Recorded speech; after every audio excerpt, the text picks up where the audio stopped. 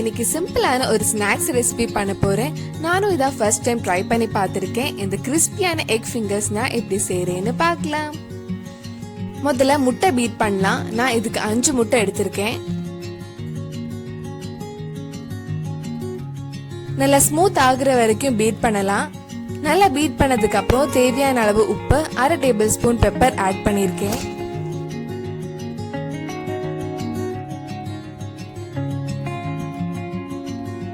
நல்லா மிக்ஸ் பண்ணலாம். இந்த முட்டை வேக வைக்கிறதுக்கு ஒரு பிளேட்டை கிரீஸ் பண்ண போறேன். நீங்க பட்டர் இல்லைன்னா எண்ணெய் யூஸ் பண்ணலாம். நீங்க பிளேட் கிரீஸ் பண்ணிட்டு முட்டையை வேக வச்சா முட்டை ஈஸியா அதுல இருந்து எடுத்துடலாம். நம்ம பீட் பண்ணி வச்சிருந்த முட்டையை இதுல ஊத்தலாம். முட்டையை வேக வைக்கிறதுக்கு ஒரு பேன்ல கொஞ்சம் தண்ணி சூடு பண்ணலாம். நடுவுல இந்த மாதிரி ஒரு ஸ்டாண்ட் வச்சுக்கோங்க. தண்ணி சூடானதுக்கு அப்புறம் நம்ம முட்டை ஊத்தின பிளேட்டை இதுக்குள்ள வைக்கலாம். ஒரு பிளேட் வச்சு மூடி வச்சுக்கோங்க. இது 10 நிமிஷம் வேக வைக்கலாம். முட்டை வேக வச்சாச்சு. இது ஆறுனதுக்கு அப்புறம் நம்ம கட் பண்ணி எடுக்கலாம்.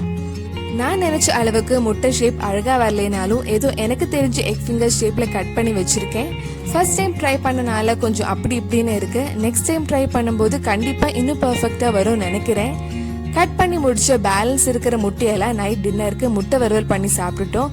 நீங்க எக் ஃபிங்கர்ஸ் ட்ரை பண்ணி பாருங்க. உங்களுக்கு ஃபர்ஸ்ட் டைம் எப்படி வந்துச்சு, இன்னும் பெட்டரா வந்துச்சான்னு கீழே கமெண்ட் பாக்ஸ்ல சொல்லுங்க.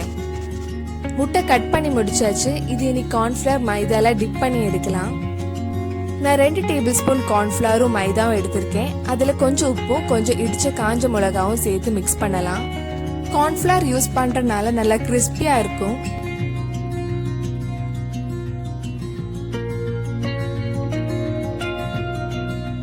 ஒரு முட்டையை பீட் பண்ணி வச்சுக்கலாம். நம்ம கட் பண்ணி வச்சிருந்த எக் ஃபிங்கர்ஸ் கார்ன்ஃப்ளவர்ல மிக்ஸ் பண்ணதுக்கு அப்புறம் முட்டையில டிப் பண்ணி பிரெட் கிரம்ஸ்ல கவர் பண்ணலாம்.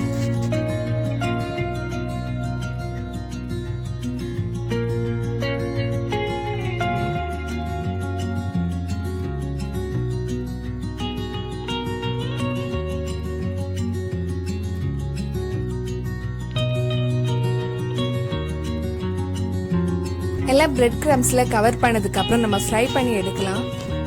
ஒரு கடாய் சூடானதுக்கு அப்புறம் கொஞ்சம் எண்ணெய் ஊத்தி மீடியம் ஃப்ளேம்ல எல்லாம் ஃப்ரை பண்ணலாம்.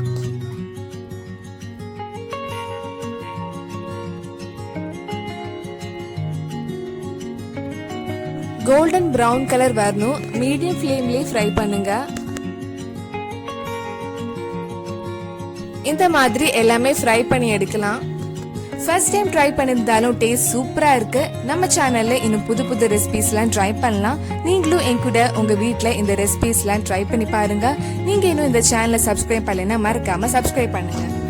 கிரன்ச்சியான எக் ஃபிங்கர்ஸ் ரெடி ஆயிடுச்சு. ரொம்பவே கிறிஸ்பியா இருந்து இது சூடா இருக்கும் போதே மயோனைஸ் இல்லைன்னா டொமேட்டோ கெச்சப் கூட சாப்பிட்டா இன்னும் டேஸ்ட் சூப்பரா இருக்கும்.